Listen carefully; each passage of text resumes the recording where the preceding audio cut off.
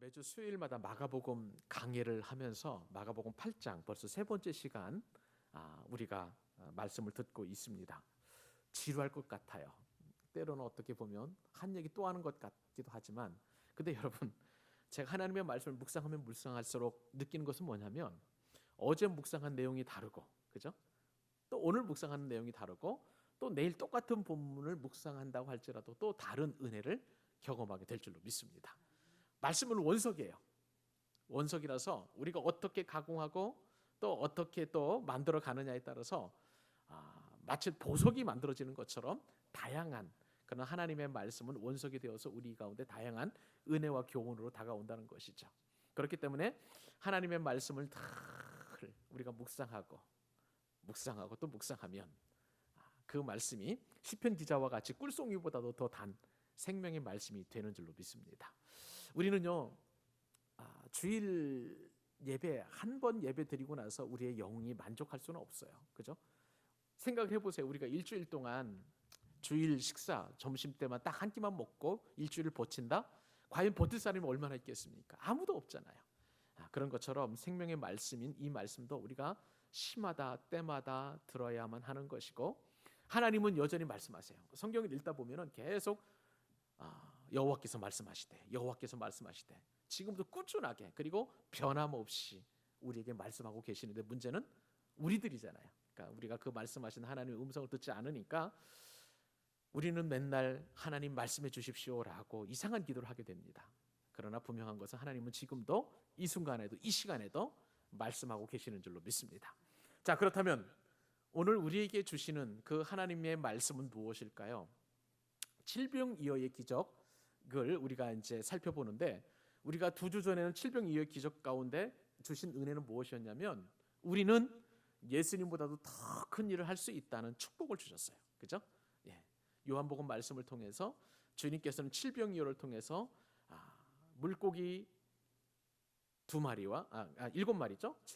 죄송합니다. 물고기 2마리와 떡 7덩어리, 칠병이어를 통해서 4,000명을 먹이셨던 그 주님보다도 더 큰 일을 우리로 하여금 할 수 있겠다고 우리에게 약속을 해주셨으니, 주님의 말씀이 예를 들어서 그것이 허언이 아니라면, 거짓말이 아니라면, 그리고 그것이 실제 말씀이라고 우리가 믿게 되면 주님의 말씀처럼 우리도 주님보다 더 큰 일을 하게 될 줄로 믿습니다. 그 귀한 은혜를 우리가 2주 전에 경험을 하게 되었고요. 지난주에 칠병이어의 기적을 베푸신 그 예수님은 어떤 분이셨는가? 우리를 불쌍히 여기시는 분이셨다는 거예요. 주의 말씀을 들을 때에 그 동산 안에 있었던 대략 한 4,000명의 사람들은 사흘 동안 굶었단 말이죠. 하나님의 말씀, 예수님의 말씀이 얼마나 달고 오묘했으면 말씀을 듣고 또 들어도 시장기가 있다고, 배가 고프다고 한 사람도 조르지 않을 정도로 그렇게 집중해서 말씀을 들었는지 가히 상상이 되지 않습니다만은, 그런데 놀라운 것은 예수님께서 그 말씀을 듣는 그 사람들이 돌아가는 길에 기진할까 봐 주님께서는 칠병이어의 기적을 베푸셨다라고. 그래서 우리의 필요를 아시고 우리보다도 먼저 우리의 모든 연약함을 아시는 그 주님, 그래서 우리를 불쌍히 여기시는 그 예수님을 우리가 말씀을 통해서 깨닫게 되었습니다. 그런데요, 오늘은 이러한 예수님보다도 더 우리가 기대되는 그런 예수님을 만날 수 있게 됩니다. 우리를 축복하시는 예수님을 오늘 우리가 만나게 된다는 사실입니다. 이 사실이 여러분들에게 큰 은혜가 되셨으면 좋겠습니다. 오늘 우리가 만나는, 이 밤에 우리가 만나는 예수님 어떤 분이시라고요? 우리를 축복하시는 예수님. 따라서 한번 해볼까요? 나를 축복하시는 예수님. 다시 한번, 나를 축복하시는 예수님. 예, 그 예수님을 여러분 이 밤에 만나실 수 있을 것입니다. 오늘 본문에 보니까 남자만 몇 명을 먹이셨다고? 예수님께서 4,000명을 먹이셨습니다. 그 예수님께서 이제 먹이시기 위해서 예수님께서는 한 번에 그냥 아무 순서나 절차 없이 그냥 막무가내로 밀어붙이시는 것이 아니라, 이 기적을 일으키시기 위해서 예수님이 하셔야 될 일이 있고 또 제자들이 해야 할 일이 있었습니다. 여러분, 우리를 축복하시는 예수님은 그냥 막무가내로 그냥 축복하시는 것이 아니라 다 예수님의 뜻 안에서 절차가 있고 원칙이 있어서 그 절차와 원칙을 지켜가시면서, 그리고 우리가 해야 할 일을 보시고 우리에게 축복을 해주시는 줄로 믿습니다. 이 원리를 우리가 잘 알게 되면요, 우리가 복을 받을 때 어떻게 받게 되는지 우리가 기다릴 수도 있고 또 우리가 하나님 앞에 해야 할 일도 있고 또 어떤 과정을 거쳐서 우리에게 복이 주어지는지를 잘 알게 되기 때문에 오늘 여러분들은 정말 수지 맞으신 것입니다. 그 원리와 전치를 잘 기억하시고 축복의 주인공이 될 수 있기를 바랍니다. 자, 오늘 예수님께서 진짜 본격적으로 이제 칠병이어의 기적을 베푸시는데 예수님은 사람들을 먼저 이 축복을 경험할 수 있도록 정리와 정돈을 하셨어요. 그냥 중구난방에 있는 사람들 그냥 아무런 원칙도 없이 하신 것이 아니라 주님께서 말씀하신 내용을 보면 그 과정이 있었다는 것이죠. 자, 그 어떤 과정을 하냐면 무리로 하여금 식사 대열로 앉게끔 그렇게 정리를 해주셨어요. 예수님께서 이제 그렇게 말씀하셨을 때에 무리가 명령에 순종을 하게 되었죠. 예수님께서는 그제서야 기적을 베푸시는 것을 보게 됩니다. 자, 6절 말씀 오늘 본문 같이 한번 읽어볼까요? 제 말이 더 헛되지 않다는 것을 알게 됩니다. 자, 시작. 예수께서 무리를 명하여 땅에 앉게 하시고 떡 7개를 가지사 축사하시고 떼어 제자들에게 나누어 주게 하시니 제자들이 무리에게 나누어 주더라. 여러분, 우리는 성경을 읽을 때요, 이거 마가복음 이거는 뭐 거의 100번 이상도 읽으셨을 거예요. 그죠? 수없이 많이 읽으셨을 거예요. 그런데 이 말씀을 깊이 묵상을 하다 보면 예수님께서도 우리를 복 주실 때에 다 원리와 원칙이 있다, 과정이 있다는 것을 우리가 말씀을 통해서 알게 됩니다. 자, 우선 제일 먼저 하셨던 것은 예수님께서 무리를 명하셨다는 거예요. 동의를 구한 게 아니에요. 예수님께서 우리에게 기적을 베푸실 때 절대 우리와 동의하지 않습니다. 토론하지 않고요, 상의하지도 않아요. 명령을 하십니다. 여러분, 이 상황을 우리가 잘 기억할 필요가 있어요. 예수님께서 무리를 명령하셨을 때 어떤 명령을 하셨냐면 우선 땅에 앉으라는 거예요. 그죠? 잘 말씀을 보세요. 예수께서 무리를 명하여 땅에 앉게 하라. 뭐 어떤 사람은 아마 한 가족이 앉았을 수 있을 것 같아요. 또 윗마을 사람, 아래마을 사람 오래간만에 만나서 예수님의 말씀을 풍성하게 듣고 이제 뭔가가 좀 기적이 일어나는 것이다, 뭐 생각을 아마 이제 할 수도 있겠죠. 주님께서 앉으라 하시니까 어떤 사람들은 아마 영문도 모르고 그렇게 앉을 수도 있었을 것입니다. 3, 4모 앉을 수도 있고 뭐 대여섯 명 앉을 수도 있겠고 성경에서는 몇 명씩 앉으라고 딱 이렇게 정해주지는 않았어요. 그러나 땅에 앉으라. 어떻게 앉으라? 왜? 식사를 할 정도의 규모의 사람끼리 앉으라라고는 그런 명령을 주신 거예요. 자, 이렇게 제일 먼저 명령을 하신 다음에 사람을 앉게 하신 다음에 그 다음에 이제 떡 7개를 가지고 뭐 하셨습니까? 축사를 하셨어요. 축사라는 것은 감사 기도를 말하는 것입니다. 축복의 감사 기도를 말하는 거야. 여러분, 우리는 식사할 때나 무언가를 먹을 때 항상 감사의 기도를 드립니다. 그죠? 그 기도는 의미가 있는 기도예요. 그냥 기도가 아닙니다. 왜냐하면 주님께서는 우리의 기도를 들으시고 항상 우리에게 풍성하고 넉넉하게 먹을 것을 주신 것에 대한 감사를 하나님 앞에 올려드리는 것입니다. 그러므로 여러분, 식사 기도는 부끄러운 기도입니까? 아니면 우리가 반드시 해야 할 기도입니까? 해야 할 기도예요. 해야 할 기도입니다. 예전에 주일학교를 담당했었을 때에 그 주일학교 이제 그 어린이들과 이제 설교를 하다가 이제 성경 공부를 하다가 그런 것 같습니다. 이러저런 얘기를 하다 보니까 학교에서 이렇게 식사기도 하는 것이 아이들에게는 이렇게 쑥스러운 것 같아요. 저도 그런 것 같습니다. 그래가지고 식사기도를 하지 않고 그냥 딱 앉으면은 한다는 거예요. 벌써 이제 그 속에 이제 입으로 표현하지 않았지만 하나님 앞에 감사를 기르는데 그냥 하나님 땡큐 하고 그냥 밥을 먹는다는 거죠. 아마 어렸을 때는 그 식사기도 하는 것이 참 그 믿음의 위대한 도전인 것인 동시에 다른 아이들이 놀릴까봐 식사기도 하는 것이 참 쉽지 않습니다. 그것은 어른이 되어서도 마찬가지죠. 신앙의 연륜이 어느 정도 되어서야 그렇게 이제 식사기도를 하는 것인데, 그런데 식사기도를 할 때에 이렇게 일용할 양식 주신 것에 대한 감사, 그리고 그것도 넉넉하게 주신 것에 대한 기쁨의 표현, 당연히 그렇게 이제 하나님 앞에 식기도를 하게 되는데, 먹을 것을 앞에 두고 기도한다는 것은요, 예수님께서 기적을 베풀어 주시는 아주 독특한 방법인 줄 여러분 믿으셔야 합니다. 주님께서는 우리로 하여금 먼저 식사하시기 전에 축사하신 것을 모범을 보이셨어요. 이 먹을 것을 주신 하나님 앞에 감사하셨던 것이죠. 그러므로 우리도 예수님의 몸을 좇아서 반드시 식사 기도를 해야 합니다. 왜냐하면 식기도를 통해서 하나님 앞에 감사뿐만 아니라 내 몸이 이제 이 맛있는 것을 먹고 또 힘을 얻을 수 있고 건강해지는 그런 하나님의 그 여러 가지 유기적인 그런 어떤 복이 연결되어 있기 때문에 그렇습니다. 그렇다면 여러분, 다 이 자리에 계신 분들은 식기도 하는 것을 제가 인정을 하고, 그렇다면 여러분의 식기도 기준은 무엇입니까? 어떤 때는 식기도 하고 어떤 때는 식기도 하지 않습니까?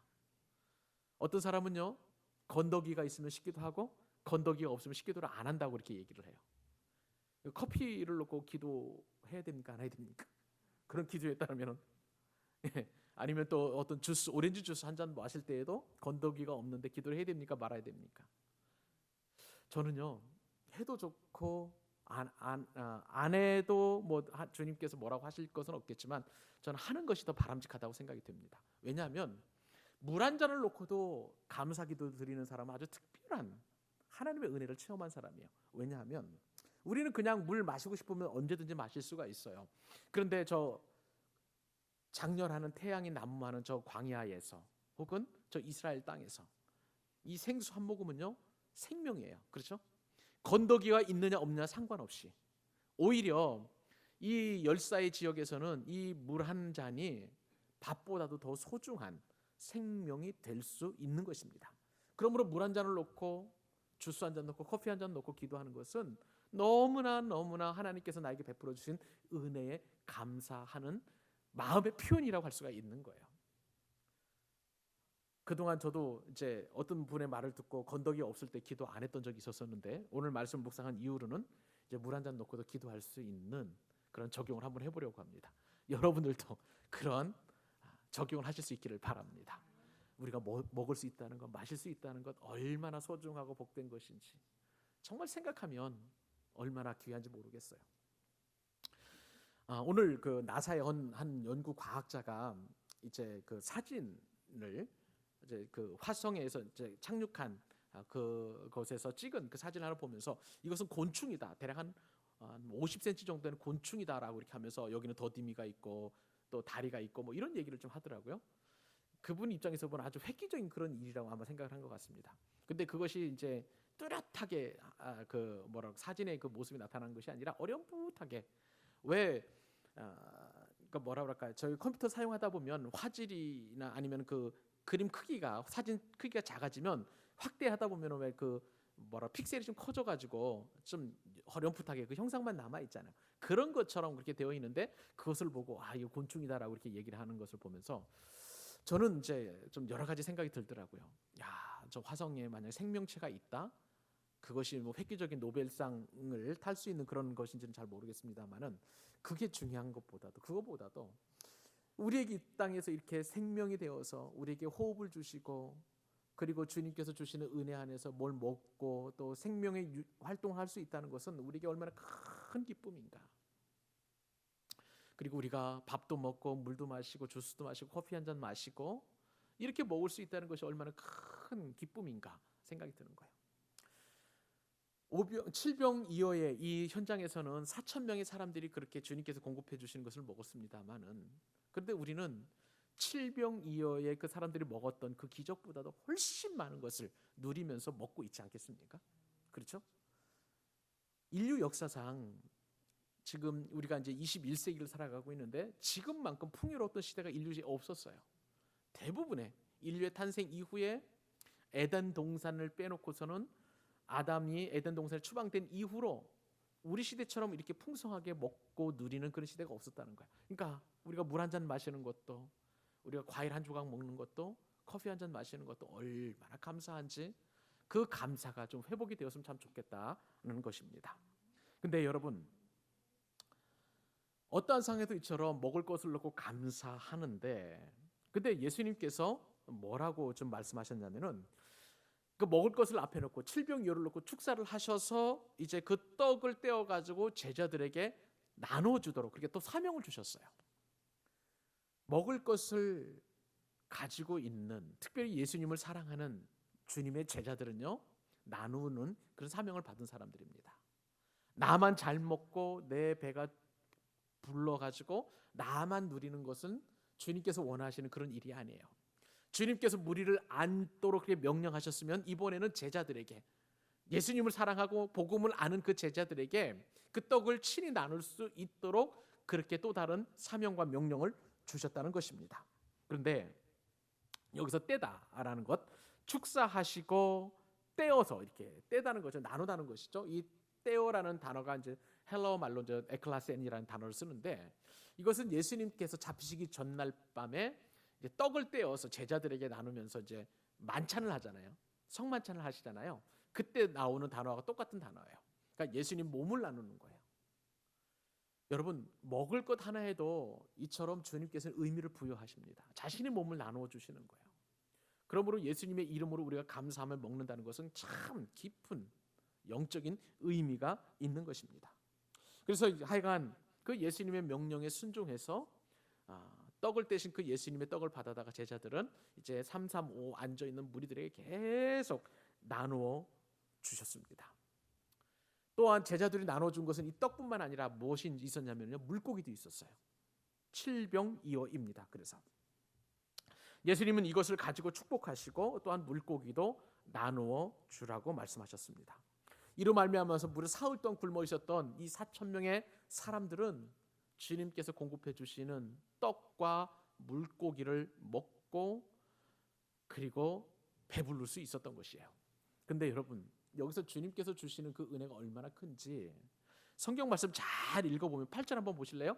7절과 8절 한번 같이 한번 읽어보십시다. 얼마만큼 많은 그 양의 음식이었는지. 자, 8절과 9절 시작. 배불리 먹고 남은 조각 7 광주리를 거두었으며, 예수께서 그들을 흩어보내시고. 여러분, 여기 보면 예수님께서 축복하시고 축사하셨죠. 그리고 명하사 이것도 나눠주라 말씀하셨으니 무리들이 무려 4,000명의 사람들이 먹었는데 그냥 먹은 게 아니라 배부르게 먹었습니다. 그리고 그 남은 음식을 어떻게 했다고요? 모았어요. 그죠? 예수님께서 주신 것들은요, 버리면 안 돼요. 이거는 아주 성경에서 철칙입니다. 주님께서 주신 것들은 항상 모았어요. 그리고 그것을 함부로 버리지 아니하였습니다. 이것은 주님이 주신 은혜를 함부로 저버리지 않은 것하고 동일한 영적인 의미가 있는 것이죠. 그래서 이 모든 사람들이 4,000명이 배불리 먹고 남은 양이 무려 7광주리였어요. 7광주리였습니다. 여러분, 광주리라는 것은요, 5병2어 때는 12바구니가 남았거든요. 이 바구니보다도 훨씬 큰 그릇을 의미하는 것입니다. 우리는 이 말씀을 통해서 예수님께서는 당신이 말씀하신 하나님의 나라의 원리에 충실하신 분이시라는 사실을 알게 됩니다. 여러분, 예수님께서 이 땅에 오셔서 하나님 나라를 설명하실 때 어떻게 설명하셨냐면요, 작은 누룩에도 비유하셨고요, 겨자씨에도 비유하셨습니다. 예수님께서는 작은 가루 한 서말에 가루에 말에 들어있는 그 가루에 누룩을 집어넣으면 그 누룩이 부풀게 한다. 이것이 하나님 나라의 복이라는 거예요. 창성해지고 번성해지고 번영하는 것이 바로 하나님 나라의 은혜이고 복인 것입니다. 겨자씨 역시도 마찬가지죠. 겨자씨 역시도 정말 그 모든 씨앗보다도 가장 작은 그 씨지만, 그러나 이 겨자씨가 자라나게 되면 이제 싹이 돋아나고 줄기가 생기고 그리고 점점 성장하게 되면 나중에는 숲이 되어서 새들이 날아와 깃들 만큼 큰 그런 겨자 나무의 군집이 된다고 말씀을 드렸습니다. 이것이 바로 하나님 나라의 축복인데요, 하나님 나라는 작은 자가 천을 이루고 약한 자가 강국을 이루는 그런 꿈을 가지고 있습니다. 하나님 나라는 항상 이렇게 번성하고 번영하는 은혜가 있는 것이에요. 그리고 하나님 나라는 30배, 60배, 100배의 결실을 맺는 그런 원리도 가지고 있습니다. 이 모든 것이 언제 가능하냐? 예수님께서 축복하실 때 가능하다는 거예요. 그러므로 이 밤에 저와 여러분은 우리를 축복하신 그 예수님을 만나야 돼야 될 줄로 믿습니다. 그 예수님께서 오늘 저와 여러분을 축복하십니다. 우리가 가진 작은 재능, 그 작은 재능을 하나님 나라를 위하여 사용할 수 있도록 우리를 축복해 주시는 줄 믿으시기 바랍니다. 내가 가지고 있는 작은 은사, 정말 보잘것없는 그 은사라 할지라도 주님께서 축복하시면 하나님 나라를 위하여 크게 사용하게 될 줄로 믿습니다. 우리가 가지고 있는 작은 건강도 마찬가지예요. 작은 건강, 그 건강을 통해서 우리가 복음을 전해야 될 사람들을 찾아가게 하시고 예배당에 오게 하시고 또한 구제할 사람도 찾아가게 하시고 선교사님들 위로할 사람들을 선교사님들이나 위로할 사람들을 찾아가게 하시는 거예요. 우리가 가지고 있는 작은 마음도 주님께서는 축복하시고 축사하시고 그것을 사용하게 하실 줄로 믿습니다. 우리가 마음을 쏟는 곳, 이렇게 추운 곳에서 살아가는 가운데에서 예를 들어서 연료가 없고 그 다음에 먹을 것이 없어서 굶주리는 그 사람을 향한 그 마음, 주님께서는 그 마음이 가는 곳에 주님의 마음도 가게 하시고 그리고 그에게 이 땅에서 하나님 나라를 경험하실 수 있도록 우리를 사용하시는 거예요. 이것이 바로 하나님께서 우리를 축복하시는 원리인 줄 믿으시기 바랍니다. 근데 우리가 하지 말아야 될 게 하나 있어요. 그것은 인색함으로 하나님 앞에 드리는 겁니다. 인색함으로. 우리의 시간도 주님께서 우리에게 항상 24시간이라는 귀한 시간을 주셨는데 우리는 하나님 앞에 시간 드리기를 참 싫어해요.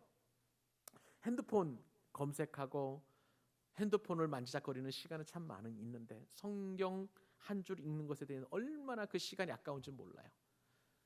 우리 핑계 댈 수 있죠. 집중도 안 되고 이 말씀 읽어도 무슨 말씀인지 잘 모르겠고 그냥 오늘 이렇게 한 줄 안 읽는다고 해도 뭐 내가 죽는 것도 아니고 뭐 이런 여러 가지 이유를 다 댈 수 있습니다만은 그러나 우리의 마음이 하나님께로 향하지 아니하고 있다는 것은 우리가 인정할 필요가 있는 거예요. 사랑하는 여러분, 우리에 있는 가장 작은 것이라도 인색함으로 드리지 말고 풍성하게 넉넉하게 그리고 여유롭게 드릴 수 있기를 바랍니다. 나의 시간 드리십시다. 나의 물질도 드리십시다. 나의 재능도 드리십시다. 내가 가지고 있는 작은 은사도 아낌없이 주님께 드리시기를 원합니다. 모든 것이 다 내 것이라고 챙기고 또 챙기는 그 사람은요, 주님께서 인색하면 인색할수록 우리에게 주시는 복도 인색할 수밖에 없는 거예요. 주님은 인색한 자에게 역사하지 않습니다. 하나님은 즐겨드리는 자에게 풍성한 은혜를 베푸시는 줄 믿으시기 바라요. 고린도후서 9장 6절로 7절입니다. 이것이 곧 적게 심는 자는 적게 거두고 많이 심는 자는 많이 거둔다 하는 말이로다. 각각 그 마음에 정한 대로 할 것이요 절대 인색함으로나 억지로 하지 말지니 하나님께서는 즐겨내는 자를 사랑하시느니라. 넉넉하게 풍성하게 즐겨내는 저와 여러분 될 수 있기를 바랍니다. 칠병이어의 기적을 통해서 우리가 여러 가지 예수님을 만나보게 되었습니다. 우리가 첫째는 우리보다 더 큰 일을 하게 하시는 그 주님을 만났고요. 두 번째로는 우리를 불쌍히 여기시고 긍휼히 여기시는 그 주님을 만났고 지금까지 우리는 주님께서 우리와 함께 하실 뿐만 아니라 그리고 우리로 하여금 은혜 주시되 그리고 오늘 말씀을 통해서 우리를 축복하시는 예수님을 만나봤습니다. 한 가지 더 말씀, 예수님 어떤 분이실지 더 원리를 교훈을 살펴보기를 원합니다. 네 번째 우리가 만날 예수님은요, 우리의 배고픔을 해결해 주시는 예수님이십니다. 우리의 필요를 채우시고 배고픔을 반드시 해결해 주시는 그 예수님을 만날 수 있다는 거예요. 여러분, 예수님께서는 오병이어의 기적을 베푸셨습니다. 아멘이죠? 그리고 오늘 본문에서 칠병이어의 기적을 베푸셨어요. 오병이어의 기적과 칠병이어의 기적을 베푸신 그 이유가 무엇일까요? 그것은요, 배고픔을 해결해 주시기 위한 거예요. 배고픔을 해결해 주시기 위하여 주님께서는 이런 기적을 베푸셨습니다. 비슷한 기적을 두 번씩이나 베푸신 그 까닭은 우리의 배고픔을 예수님께서는 굉장히 중요하게 보신다는 증거예요. 내가 못 먹고 내가 못 누리고 그리고 내가 헐벗고 굶주리는 것을 예수님께서는 견딜 수 없어 하신다는 것을 우리가 말씀을 통해서 깨닫게 됩니다. 그런데 여러분, 우리가 큰 소망이 되고 위로가 되는 것은 주님께서 우리의 배고픔을 해결해 주실 때에는요, 항상 넘치도록 풍성하게 채워주시는 줄 믿으시기 바랍니다. 너무 귀한 은혜예요. 자, 그 귀한 은혜를 우리 6절부터 8절까지 같이 한번 읽어보십시다. 시작. 예수께서 무리를 명하여 땅에 앉게 하시고 떡 7개를 가지사 축사하시고 떼어 제자들에게 주어 나누어 주게 하시니 제자들이 무리에게 나누어 주더라. 또 생선 2마리가 있는지라 이에 축복하시고 명하사 이것도 배불리 먹고 남은 조각 7 광주리를 거두었으며. 여러분, 이 말씀을 아까 우리가 읽었고 제가 또 강조했던 것처럼 지금 4,000명이나 되는 무리들이 떡과 물고기를 먹었는데 어떻게 먹었다고요? 성경 표현대로라면 배불리 먹었어요. 배를 두들려가면서 먹었다는 겁니다. 배를 두들려가면서. 여러분 먹고 싶은 대로 만족하게 그리고 충분하게 먹은 것이라고 할 수가 있겠습니다. 아마 많이 먹은 사람들은 생선을 많이 먹어가지고 입에 비린내도 많이 났을 것 같아요. 근데 여러분 우리가 음식을 먹을 때 먹은 둥 마는 둥 할 때 하는 말이 있죠. 어떤 말을 할까요? 간에 기별도 안 간다. 간에 기별도 안 간다는 말이 뭘까요? 위에 기별도 안 간다는 말은 조금 이해가 되는데 간에 기별도 안 간다. 이게 도대체 무슨 뜻이에요? 여러분 우리가 음식을 먹게 되면 위에서 간단하게 이제 소화를 하죠. 공복 상태에서 너무 배가 고픈 상태에서 그러니까 있으니까 위가 그동안 할 일도 없다 갑자기 할 일을 받으니까 막 위 운동이 굉장히 활발하게 될 거예요. 그리고 나서 이제 거기서 이제 단백질, 지방 뭐 이렇게 뭐 분해를 해가지고 이제 간으로 보내는데 영양분을 보내죠. 그런데 이 간에 기별도 안 간다는 말은 너무 먹은 양이 적어가지고 위에서 운동을 했지만 간에까지 올 영양분이 없다 할 정도로 음식을 적게 먹었다는 뜻이에요. 근데 오늘 본문에 보니까 이 4천 명의 무리들은 간에 기별이 안 갈 정도로 먹은 것이 아니라 간에 과부하가 걸릴 정도로 이렇게 배불리 먹었다라고 성경에 기록되어 있습니다. 여러분 음식을 이만큼 먹었다는 것은요 굉장히 많이 먹었다는 거예요. 생각을 해보세요. 이 사람들은 사흘 동안 굶은 사람들이에요. 사흘 동안 굶은 사람들이 예수님께서 축복하시고 축사하셔서 떡을 떼고 이제 물고기를 나누어 주었는데 그들이 먹은 양이 배불리 먹었고 그리고 남은 양이 7바구니 광줄이죠. 예, 그만큼이나 이렇게 남았다는 것이죠. 여러분 예수님은요 우리에게 공급해 주실 때에 그냥 찔끔찔끔 공급해 주시는 분이 아니세요. 항상 풍성하고 항상 넉넉하게 우리를 공급해 주시는 분이심을 믿으시기 바랍니다. 예수님의 공급, 예수님의 이적은, 예수님의 기적은 항상 이처럼 넘치는 은혜가 있어요. 예수님이 기적을 베푸실 때 남게 하신 이유가 뭐예요? 계산을 잘못하셨기 때문입니까? 아니에요. 그것이 아니라 항상 여유롭게 주님께서는 우리에게 공급을 해주신다는 사실이에요.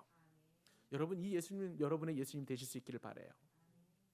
정말 그냥 목숨이 간당간당하게 그냥 꼴깍꼴깍 침이 넘어갈 정도의 그렇게 아주 소극적으로 공급해 주시는 분이 아니시라 넉넉하게 풍성하게 넘치게 그렇게 우리에게 공급해 주신다는 사실입니다. 근데 여러분 여기서 한 가지만 더 살피고 우리가 이제 오늘 말씀을 정리하려고 하는데요. 예수님께서 지금 칠병이어의 기적을 베푸셨잖아요. 그런데 우리가 한 몇 달 전에는 오병이어의 기적도 우리가 살펴보게 되었습니다. 칠병이어의 기적과 오병이어의 기적에는 같은 것 내용이 있고 또 다른 내용이 있어요. 자 우선 다른 점 먼저 생각을 해보실까요? 자 오병이어는 떡이 몇 덩어리입니까? 5덩어리, 물고기는 2마리. 오병이어예요. 그래서 떡병자를 쓰니까 자 칠병이어는요. 그러면 떡이 7개, 물고기가 2마리. 물고기 2마리는 다 똑같지만 떡의 숫자가 다릅니다. 여러분 오병이어의 기적은요. 지난번에 우리가 칠병이어 처음 제가 말씀을 드렸을 때에 어떤 사람들을 대상으로 그 오병이어의 기적을 베푸셨냐고 말씀을 드렸냐면 유대인들을 대상으로 해서 오병이어의 기적을 베푸셨던 거예요. 여러분 오라는 것은요. 유대인들에게서 딱 제일 먼저 생각나는 것은 뭐냐면은 토라예요. 토라라는 것은 이스라엘 백성들이 생명처럼 여기는 율법입니다.